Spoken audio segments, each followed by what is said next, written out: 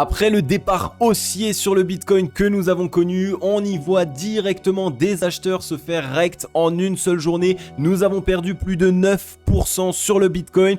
Attention, attention, il va falloir rester prudent et surtout rester jusqu'au bout de cette émission parce qu'on va voir ensemble quel type de scénario est-ce que nous pouvons envisager. Et aussi, nous allons analyser évidemment Ethereum qui, comme on a l'impression, a toujours l'air d'être résilient. Mais est-ce que finalement Ethereum risque d'être résilient ou est-ce qu'il risque ici de partir bien plus bas? Et bien c'est ce que nous allons voir ensemble dans cette émission, donc restez bien jusqu'au bout. Après Bitcoin, Ethereum, nous allons analyser le crypto total ainsi que le dollar. Alors si le menu vous plaît, restez bien avec moi jusqu'au bout de cette émission parce que vous allez le voir, elle va vous permettre potentiellement de vous mettre en sécurité et surtout d'éviter de nombreuses pertes. Et ça tombe bien parce que c'est ce qu'on va aller voir tout de suite. Even when you feel low, you can still go. Even when you feel slow, you can still go. Even when there's no hope, you can still go. I never answer to no, man, I still go. Go, go, go, go, go, go, go, go, go, go, go, go, yeah, go, go, go. Hello à toute la team Logique, ravi de vous retrouver dans cette nouvelle analyse du marché crypto-monnaie. On est aujourd'hui le mercredi 14 septembre 2022 et il est actuellement 13h20 à l'heure à laquelle je tourne cette émission. Alors comme vous l'avez vu en introduction de vidéo et comme pour la majorité vous le savez sans doute, après le petit rebond que nous avons connu sur le Bitcoin, nous avons connu un énorme rect sur la journée d'hier. On parle de 9% de correction en une seule journée, donc ça a été très puissant. Vous allez voir avec moi dans cette émission que nous avons eu de fortes liquidations longues, donc attention, cela montre évidemment que les investisseurs ont été potentiellement trop euphoriques. Nous allons voir aussi évidemment que Ethereum, malgré le fait que d'une vision externe, il a l'air vraiment résilient, attention là encore, il va falloir rester prudent sur cet actif et principalement même sur la majorité du marché crypto-monnaie. Donc on reste prudent et surtout on reste jusqu'au bout de l'émission pour avoir toutes les informations et savoir qu'est-ce qu'il faudrait mettre en place. Juste avant d'entamer la team, vous le savez, n'hésitez pas à soutenir la chaîne avec un gros like et un gros commentaire, ça aide totalement pour le référencement de la chaîne et en plus de ça, évidemment, ça récompense à 100% mon travail. Donc merci beaucoup à toutes les personnes qui vont penser à le faire, les petites personnes aussi qui s'abonnaient et qui activaient la cloche, c'est totalement gratuit et ça permet d'accéder à toutes les futures émissions et d'être évidemment au courant de toutes les nouveautés qui risquent d'arriver d'ici peu. Alors juste avant les amis d'entamer l'émission, pour une fois aujourd'hui, je vous en ai parlé hier ainsi que avant-hier, le nouveau programme sur lequel je bosse depuis plus de 10 mois maintenant est enfin à l'aube d'être ouvert et partagé au grand public. Il s'appelle Cryptologie Expérience Investissement. Donc comme je vous l'ai dit hier, la date d'ouverture est directement demain, donc jeudi 14 à midi pile, vous allez pouvoir mettre la main dessus. Alors pourquoi est-ce que je fais cette petite aparté aujourd'hui? Eh bien tout simplement pour vous expliquer le déroulement des choses. Demain à midi, nous allons procéder à l'ouverture du programme public. Évidemment, il y aura une vidéo spéciale dans laquelle je vais tout vous récapituler,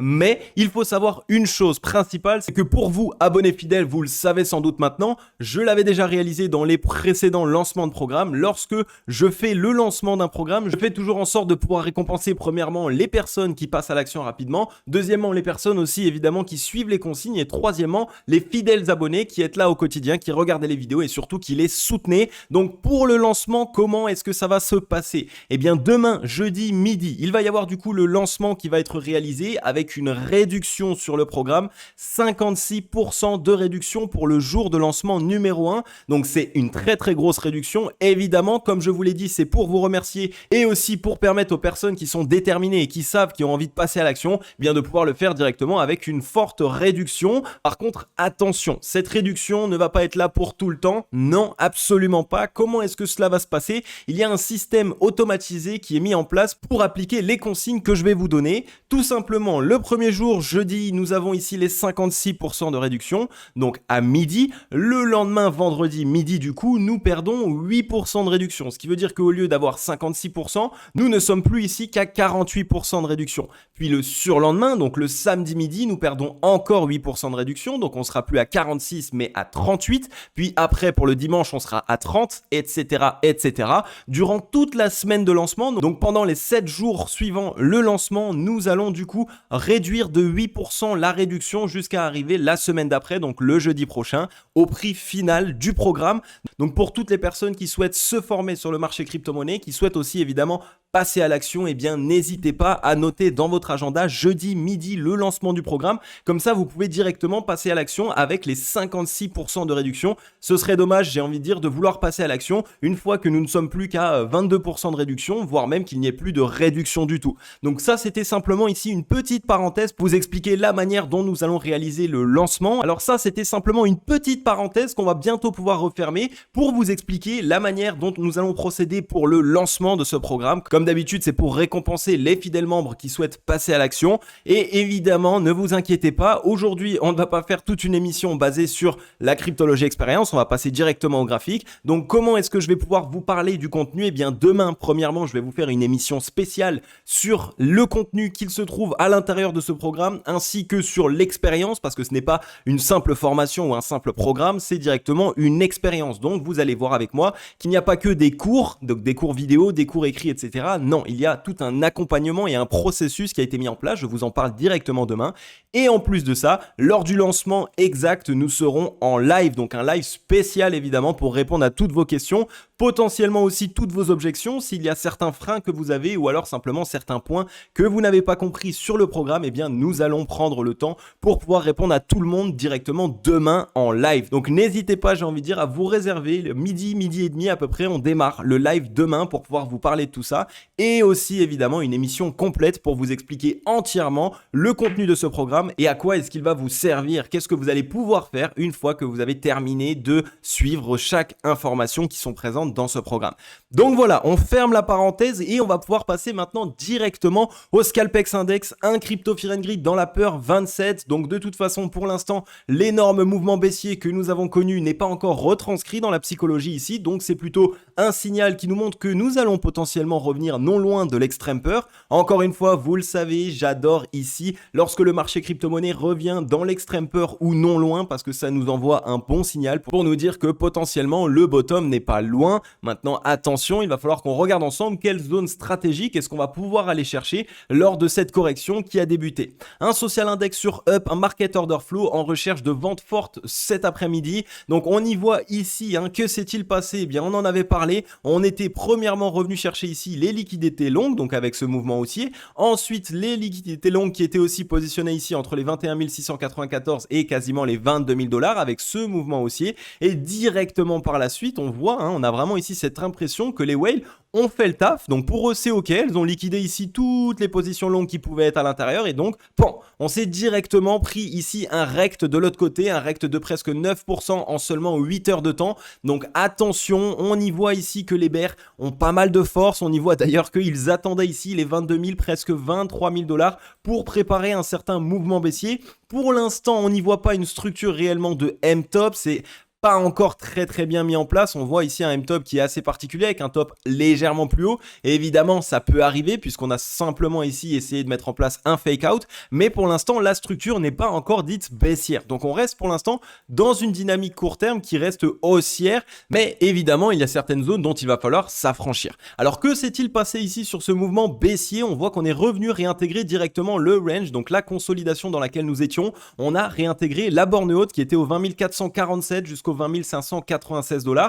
On est en dessous, on est même en train de consolider juste en dessous. C'est pas le meilleur des signaux possibles. Généralement, quand on passe ici au travers directement d'un ancien niveau de support qui maintenant est une résistance et qu'on consolide en dessous, on a de fortes probabilités d'avoir une continuation de mouvement pour aller chercher le niveau de support suivant, étant donné que cela nous montre tout simplement que le mouvement baissier a réalisé l'objectif qu'il avait, c'est-à-dire de récupérer cet ancien niveau de support en tant que résistance. Petite consolidation en dessous pour s'assurer évidemment que la demande n'est pas trop acheteuse et finalement on repart plus bas pour aller chercher le niveau de support ultime et sans doute ici évidemment finir le travail, c'est-à-dire aller liquider potentiellement tous les longs qui ont pu se positionner déjà à minima en dessous de cette première jambe haussière qui était aux 19 000 $, donc entre les 20 000 et 19 000 $. Donc attention ici, on est une fois de plus à court terme, on le voit, on a eu un rect ici directement de la part des vendeurs.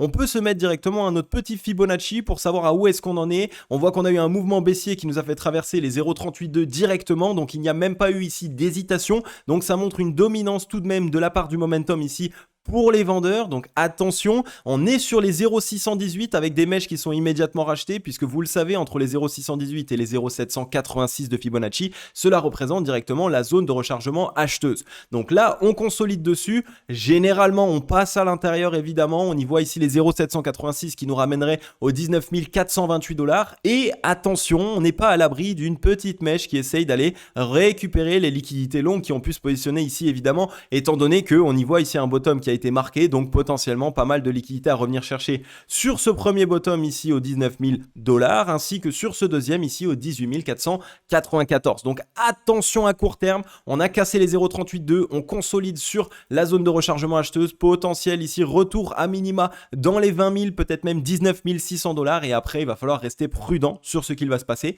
Ça tombe bien, on va aller voir maintenant ensemble les liquidations afin de voir est-ce que les whales ont bien réalisé leur objectif de liquidation, est-ce qu'elles sont allées liquider ici les longues de manière assez importante, ou est-ce qu'il leur manque encore sans doute des liquidités à aller chercher? Eh bien c'est ce qu'on va aller voir tout de suite. Ok, nous voilà donc ici sur les liquidations directement. On est sur les liquidations à la fois du Bitcoin, à la fois des altcoins, donc du marché crypto-monnaie dans sa globalité. On est branché ici en 12 heures. On voit un spike de liquidation longue qui a été réalisé évidemment le 13 septembre 2022 à 14 heures, donc hier, où on a eu 245 millions de dollars de positions longues qui ont été liquidées. Donc là, on y a vu de toute façon que le premier mouvement haussier, donc ce fameux W, a généré une euphorie trop importante. On voit que les whales avaient tout intérêt à revenir liquider ici ces longues qui ont essayé de se positionner sur le bottom. Donc on est allé les liquider, on n'a pas liquidé que des longues, on a aussi liquidé 52 millions de dollars de positions short. Donc en seulement 12 heures de temps, on a liquidé 300 millions de dollars de positions en général. Est-ce que ici c'est stratégique? Est-ce que ça nous envoie un signal potentiel de bottom? Bien, j'ai envie de dire non, pas vraiment. La majorité du temps, lorsque on vient liquider les longues, c'est dans une réelle envie d'aller faire capituler les investisseurs. Donc on va aller chercher les bas on va aller chercher les zones de capitulation extrême. Ici, on a trouvé une première zone de liquidation, mais je doute que ce soit ici une zone de capitulation. On n'a pas ce sentiment, on a encore beaucoup d'investisseurs qui n'arrêtent pas de dire qu'ils vont continuer de racheter le dip. Bref, on a vraiment ici ce sentiment que les acheteurs sont toujours ici en train d'essayer de s'accrocher et de ne pas capituler. Alors que lorsqu'on a vraiment des mouvements de capitulation et qu'on vient liquider absolument tout le monde, on voit ici par exemple 443 millions de dollars de positions longues liquidées en seulement 12 heures. Là, ici, on peut potentiellement essayer de trouver un bottom parce que du coup, on a eu un mouvement baissier qui a eu comme intérêt, comme objectif d'aller liquider les longues et donc de les faire capituler. Donc, on y voit ici une première zone de liquidation qui a été touchée, mais je ne doute que nous sommes ici directement dans la zone de capitulation extrême. Et étant donné que vous allez le voir avec moi sur les graphiques, les bears ont récupéré une zone pivot, la zone la plus importante qu'il fallait absolument garder pour les acheteurs a été perdue malheureusement. Donc, il y a forcément des probabilités que nous allions chercher légèrement plus bas pour aller liquider plus de longues et surtout pour faire capituler les investisseurs qui actuellement sont toujours en train d'essayer de se raccrocher. Donc attention, là encore, les liquidations nous montrent que nous sommes ici bel et bien dans une intention d'aller liquider les longues, donc de réaliser un mouvement baissier, mais que ce mouvement baissier n'est potentiellement pas terminé et donc il va falloir rester prudent un maximum.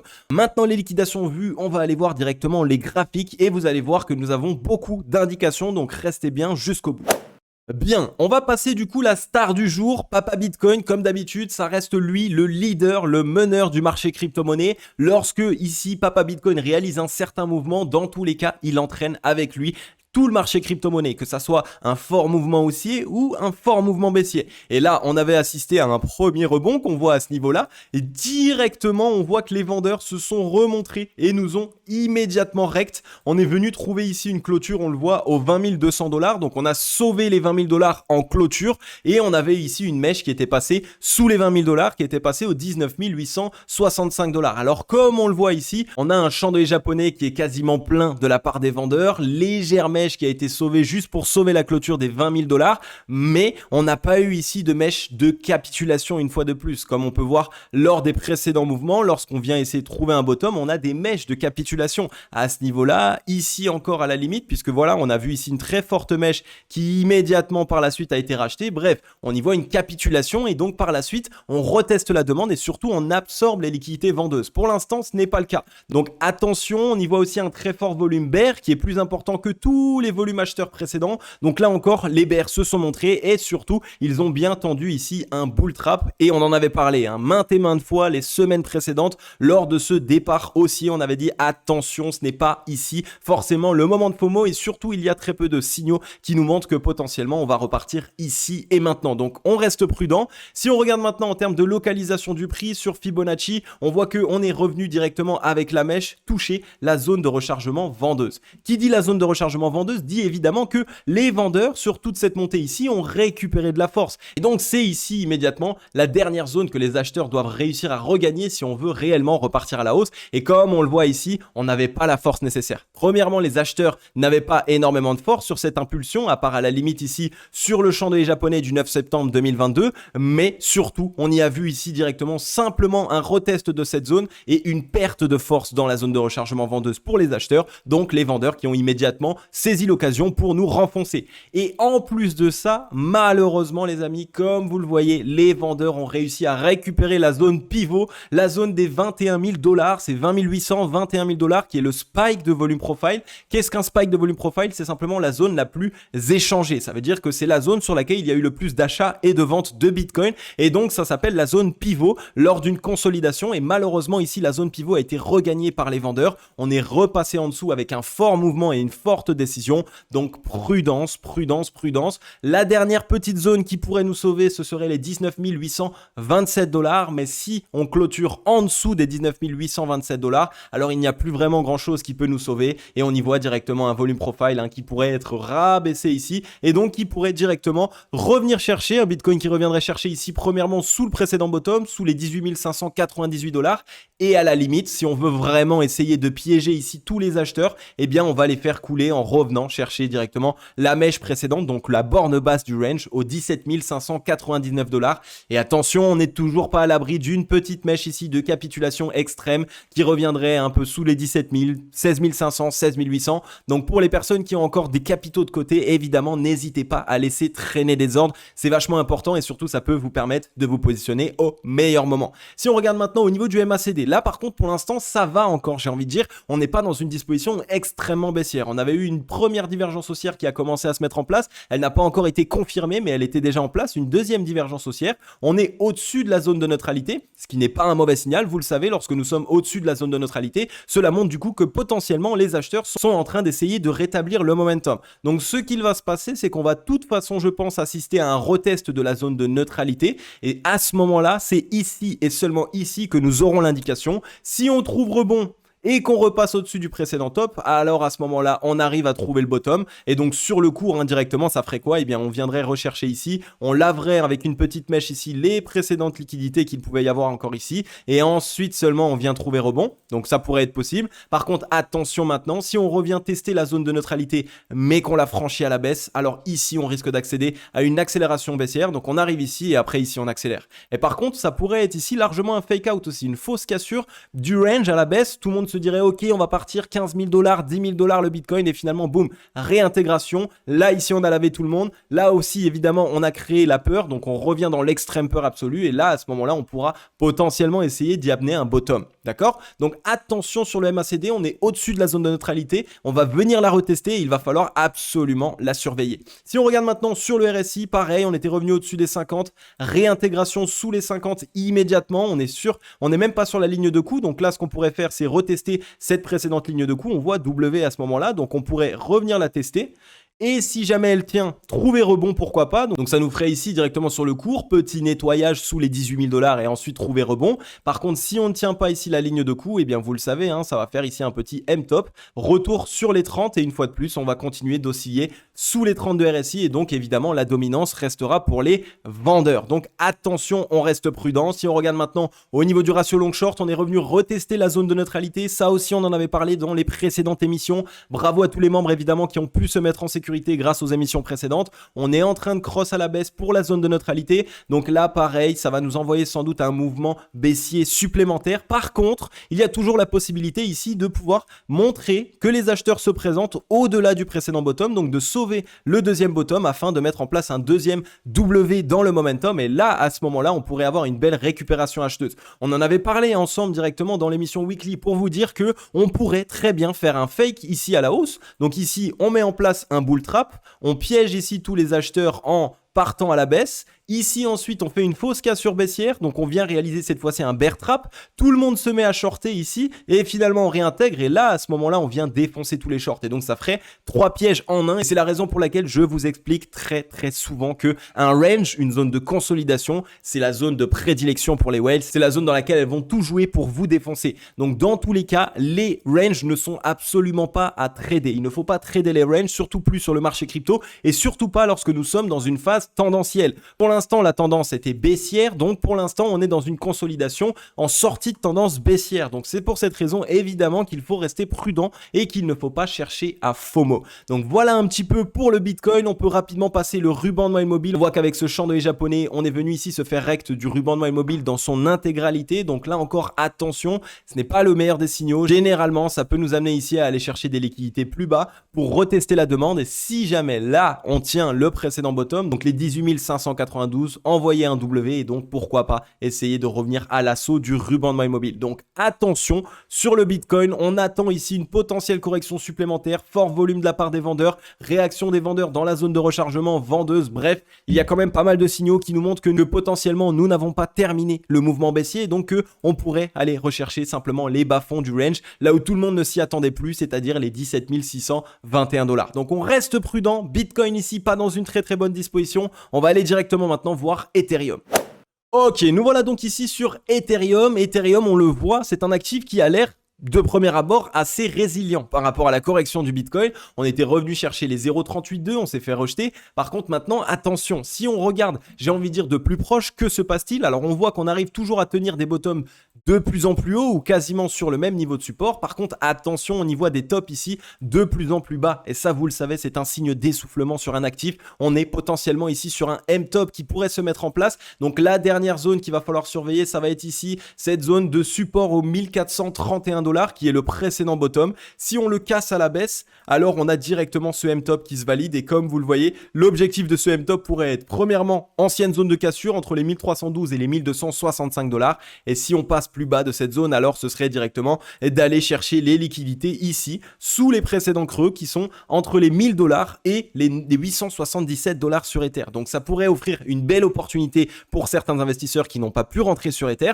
mais ça pourrait aussi faire très mal au portefeuille pour toutes les personnes qui ont essayé d'entrer ici. Donc attention les amis, restez prudents et mettez-vous en sécurité parce que pour l'instant, Ether n'est pas forcément dans la meilleure des dispositions possibles. Et si on regarde maintenant au niveau directement de Fibonacci, on voit qu'en termes de localisation, pareil, on était revenu non loin de la zone de rechargement vendeuse. On y a vu ici une petite hausse mais assez fébrile, donc directement réintégration de la part des vendeurs. Donc attention sur Ether. On y voit ici un volume croissant pour les vendeurs avec ici un fort volume évidemment sur la journée d'hier. Aucune mèche à ce niveau-là. On en avait parlé là aussi pour dire que attention, Ethereum n'était pas dans la meilleure disposition possible et étant donné que ici sur le potentiel bottom que tout le monde attendait, nous n'avions réalisé aucune mèche. Et vous le savez, généralement, lorsqu'on vient ici connaître un mouvement baissier, on vient mettre en place une mèche parce que le but et la base d'un mouvement baissier de base, c'est d'aller liquider les longues et d'aller sortir les investisseurs qui ont été trop euphoriques. Et ici, on ne l'avait pas fait. Donc là, pareil, sur Ether, attention. On y voit ici, par contre, on avait toujours une divergence haussière qui était en place. Pour l'instant, elle n'est pas encore validée. Donc là, la seule chose que nous allons faire, pareil, ça va être un retest de la zone de neutralité.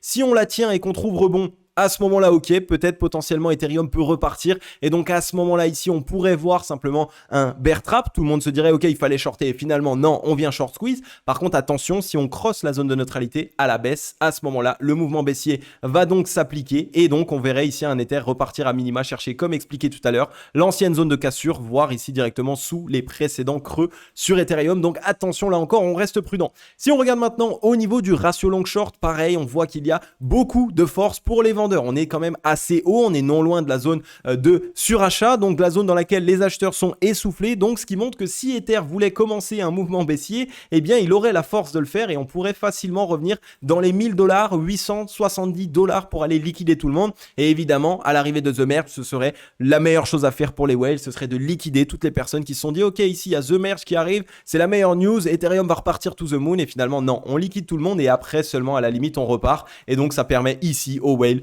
de se repositionner. Je vais juste vous le mettre un petit peu de manière plus claire. Donc ça permettrait ici immédiatement aux whales de se repositionner ici et ici pour un potentiel départ à nouveau à la hausse, et donc évidemment ils auraient à nouveau les meilleures positions possibles. Donc attention sur Ethereum les amis, restez bien prudents, il n'est pas dans la meilleure disposition possible, on a toujours cette zone ici pivot qu'il va falloir tenir. Si on ne la tient pas, c'est vraiment un retour baissier rapide, et le fait ici de voir deux tops les uns en dessous des autres, c'est déjà un premier signal d'essoufflement pour cet actif. Et encore, pour rappel, on avait ici les 0,382 de Fibonacci, donc la première zone d'arrêt qui a été immédiatement défendue par les bears, donc ça pouvait nous montrer qu'il y avait pas mal de force vendeuse sur cet actif. Donc attention sur Ether, on reste prudent. Mouvement baissier à venir sans doute, retest à minima de la zone de support des 1420, et si elle ne tient pas, alors c'est directement un départ baissier pour aller liquider directement tous les longs précédents. Du côté du crypto total maintenant, ici c'est un petit peu différent de sur Ethereum. On va voir ici que le crypto total est un petit peu les fesses entre deux chaises. On était repassé sous cette zone de support entre les 980 milliards et les 954 milliards. Donc on était en dessous.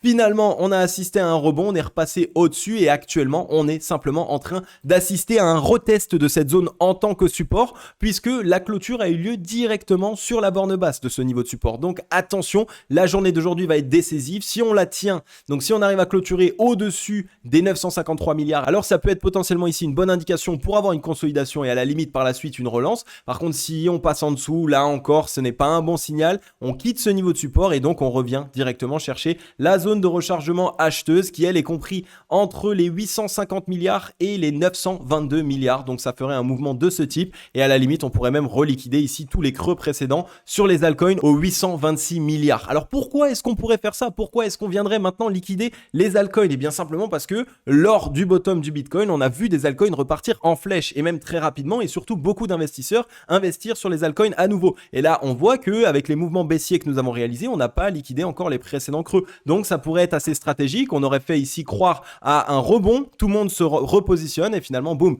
on revient juste chercher une dernière fois la borne basse, on liquide les derniers longs qui étaient entrants et ensuite on essaye de se relancer. Et donc évidemment cela va faire en sorte que Papa Bitcoin reprenne de la force, donc que la Bitcoin dominance remonte en flèche, et donc que là à ce moment-là on revient dans des cycles de marché comme on les connaît habituellement, avec un Bitcoin fort qui d'abord relance ici lui-même son propre cours, et ensuite évidemment des altcoins qui le suivent et qui sont drainés par son mouvement haussier. Donc on reste prudent là encore sur le crypto total, on est toujours au-dessus de la zone de neutralité, on va revenir la tester. Si on la reteste, qu'on tient comme d'habitude sur tous les autres actifs, bonne disposition et il y a un potentiel rebond qui pourrait se jouer. Par contre si on passe en dessous, alors accélération baissière et donc on a de fortes probabilités de revenir chercher les précédents creux. Mais dans tous les cas, les signaux sont quand même plutôt au rouge cette fois-ci et non au vert pour revenir à minima dans la zone de rechargement acheteuse, étant donné que les whales ici, après un mouvement baissier comme celui-ci, aiment bien revenir dans leur zone pour pouvoir essayer de réaccumuler à nouveau des positions. Sur le ratio long short, on est sur la zone de neutralité, donc pareil, on a de la force ici. Si on souhaite envoyer un mouvement baissier, on peut le faire ici en daily, donc on pourrait revenir chasser directement les précédents creux. Si on regarde maintenant au niveau du RSI, on est repassé au-dessus des 50, réintégration, on est sur la zone de neutralité et c'est pour cette raison que je vous ai dit tout à l'heure que aujourd'hui la clôture va être extrêmement importante. Si on tient cette zone de support, alors on a de fortes probabilités de consolider dessus et pourquoi pas essayer de se relancer. Par contre, si on ne la tient pas, alors ça va faire ça et retour directement au 30 de RSI. Donc attention là aussi sur le crypto total, attention aussi à vos altcoins, puisque si vous êtes trop positionné sur les altcoins, vous risquez ici de vous prendre une deuxième baffe, et Dieu sait à quel point vous avez déjà eu du mal avec la première baffe, alors je pense que la deuxième baffe pourrait faire encore plus mal. Donc restez prudent, mettez-vous en sécurité et surtout faites en sorte d'avoir un plan d'action d'investissement intelligent. Et ensuite, on est ici sur l'assassin, une fois de plus, c'est le dollar qui nous a fait connaître cette grande jambe baissière sur le Bitcoin et donc sur le marché crypto-monnaie. On a assisté ici à un fort rebond de la part du dollar, on en avait parlé déjà dans les émissions précédentes là encore. On avait dit attention à ne pas penser qu'ici on serait sur un top sur le dollar et que tout le monde se dirait ok c'est le moment, tout simplement parce que on est de toute façon sur une parabole. Donc une parabole c'est un mouvement haussier de manière très importante, ici un rallye haussier comme on peut l'appeler depuis le 8 février 2022 et même avant cela. Et donc vous le savez, pour terminer une parabole, la majorité du temps on assiste à ce qu'on appelle un blue off top, donc c'est directement la décorrélation haussière. Là c'est le dernier mouvement où les acheteurs donnent tout ce qu'ils ont avant une potentielle correction. Et pourquoi est-ce qu'on fait ça? Et bien simplement parce que ici on voit qu'on a des tops de plus en plus hauts, mais surtout qui sont de plus en plus rapprochés. Donc on y voit évidemment un certain essoufflement de la part des acheteurs. Donc on a des petits malins, des investisseurs qui cherchent à shorter directement le dollar et qui se disent ok on va shorter parce qu'on sait que ça va corriger. Et donc évidemment le but de ce blue off top ce serait de partir plus haut pour aller liquider tous les shorters ici qui se sont mis à shorter le dollar et après seulement faire en sorte que le dollar corrige et donc évidemment faire en sorte qu'il y ait le moins de pression vendeuse ou le moins de petits malins qui puissent se gaver sur ce mouvement. Donc attention ici sur le dollar, encore évidemment on pourrait assister à un léger rebond supplémentaire, rechercher les 112, 113 points pour liquider les shorters un petit peu trop agressifs et après seulement potentiellement trouver une correction, ce qui montrerait que encore sur cette semaine, donc jusqu'à vendredi pourquoi pas, on a un dollar qui monte encore en flèche, donc un bitcoin et un marché crypto qui corrige en flèche et ensuite seulement potentiellement sur la semaine prochaine, si on trouve enfin un top et un M-top sur le dollar, à ce moment-là, essayez évidemment d'avoir une relance sur le marché crypto. Donc là encore, le dollar ne nous montre pas de disposition baissière. On y voit une réintégration des 0,382, donc de la première zone d'arrêt, donc ce qui n'est pas un bon signal, j'ai envie de dire, pour le marché crypto-monnaie, mais ce qui peut être un bon signal pour le dollar. Donc on pourrait voir ici un dollar continuer sa petite course effrénée avant potentiellement sur la semaine prochaine d'essayer de mettre en place un top. Donc là encore, on reste prudent. Un dollar qui ne nous montre pas de signaux de faiblesse, donc évidemment, si le dollar ne nous montre pas de signaux de faiblesse et donc de correction, alors malheureusement, le marché crypto-monnaie, lui, aura du mal à se relancer et même aura très peu de chances de se relancer. C'est la raison pour laquelle il faut qu'on surveille le dollar et surtout qu'on reste prudent et qu'on se mette en sécurité pour cette fin de semaine sur le marché crypto. Ok la team logique, j'en ai fini avec cette émission. Comme d'habitude, j'espère qu'elle vous aura plu un maximum. Si c'est le cas, n'hésitez pas à mettre un gros like et un gros commentaire pour soutenir la chaîne, pour soutenir la vidéo ainsi que le travail fourni. J'ai kiffé vous faire cette émission. Une fois de plus, elle est bien plus complète. C'est vrai que ces derniers temps, je sais pas pourquoi, quand je commence à lancer la vidéo, j'ai vraiment envie de vous faire des émissions plus longues avec des détails et vous expliquer concrètement qu'est-ce qu'il se passe sur les graphiques et des explications. Parce que quand j'y vais un petit peu trop vite, il y a pas mal de personnes qui viennent me dire dans les commentaires « Ah d'accord, donc toi tu dis que ça va partir comme ça juste avec cette info, etc. » Mais parce qu'en fait je n'ai pas le temps de découper toute l'information pour vous expliquer les raisons pour lesquelles je vous donne ce type d'infos. Donc ici on prend le temps, je vous explique concrètement quelles indications est-ce que nous avons, quelle est la localisation du prix et quelles sont les raisons pour lesquelles on risque ici de trouver une correction. Mettez-vous en sécurité les amis, essayez évidemment de faire en sorte d'être intelligent. Si vous êtes trop exposé aux altcoins, attention sur cette fin de semaine, on pourrait venir claquer les altcoins. On a vu un fort départ des alts avec un Bitcoin qui lui pourtant est en consolidation et qui n'a pas cassé à la hausse son range. Donc potentiellement ici une grosse claque sur les altcoins qui arrive sur la fin de semaine, un gros mouvement de panique qui pourrait arriver et donc évidemment chercher la capitulation des investisseurs pour par la suite réabsorber les liquidités et se relancer. Donc les whales sont vraiment ici en train de vouloir taper tout le monde. On a vu en plus hier, on a eu les résultats du CPI US et ils ont été supérieurs de 0,2% par rapport à ce que le marché attendait. Donc on a eu les résultats à 8,3% de hausse par rapport aux 8,1% que nous attendions. Donc généralement là encore, lorsque le marché s'attend à quelque chose et qu'on est supérieur à ce qu'il attend, c'est pas un bon signal, surtout lorsque le marché est déjà fébrile de base. Donc restez prudents, un marché crypto sur cette fin de semaine qui risque d'être assez difficile à gérer. Il va vraiment falloir vous mettre en sécurité. Bravo à tous les membres évidemment qui ont suivi les précédentes émissions puisque nous avons donné quasiment toutes les clés en main pour vous expliquer qu'est-ce qu'il pourrait se passer et par rapport à quelles indications. Et donc évidemment ici pour la majorité, je le vois dans le groupe Telegram, vous étiez au courant et vous êtes donc du coup en sécurité et c'est juste génial.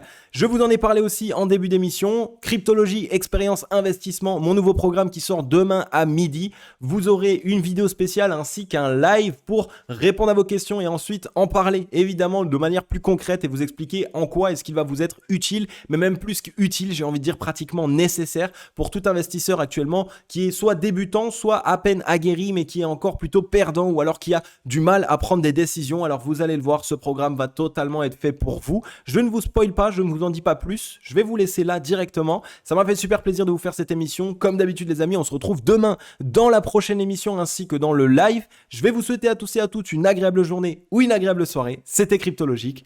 Ciao.